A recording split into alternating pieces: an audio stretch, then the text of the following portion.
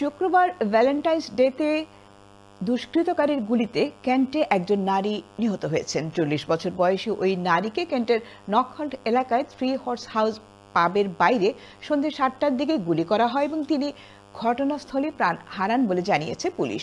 তবে হত্যাকারীকে এখনো গ্রেফতার করতে পারেনি পুলিশ। বিস্তারিত ডেস্ক রিপোর্টে। ভ্যালেন্টাইন্স ডের দিন ঘটা হত্যাকাণ্ডের আলামত খুঁজছে পুলিশ।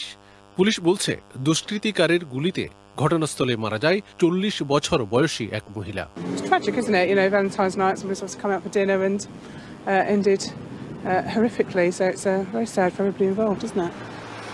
পুলিশ পরে কুইন এলিজাবেথ ব্রিজের পাশ থেকে একটি পরিত্যক্ত গাড়ি ও পিস্তল উদ্ধার করে। স্থানীয়রা বলছেন সন্ধে 7টার দিকে তারা গুলির শব্দ শুনতে পান। There were two very loud bangs.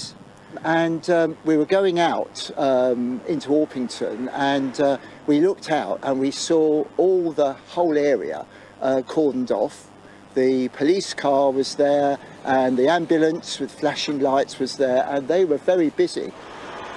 আরেক বাসিন্দা বলেছেন গুলির শব্দের সাথে তিনি এক মহিলার চিৎকারও শুনতে পান। পুলিশ নিশ্চিত করেছে পরিত্যক্ত গাড়ি এবং অস্ত্রটি ছিল হত্যাকারীর। গোয়েন্দা বিভাগ হত্যাকাণ্ডের কারণ অনুসন্ধানে কাজ করছে, স্থানীয় বাসিন্দাদের সাথে কথা বলছে। বাসিন্দারা বলছেন তাদের দরজায় এমন হত্যাকাণ্ডে তারা আতঙ্কিত। তবে পুলিশ বলছে ওই এলাকায় নিরাপত্তা জোরদার করা হয়েছে। এদিকে পর্যবেক্ষকরা বলছেন ইংল্যান্ডে হত্যাকাণ্ড এবং নাশকতার হার উদ্বেগজনক হারে বেড়েছে।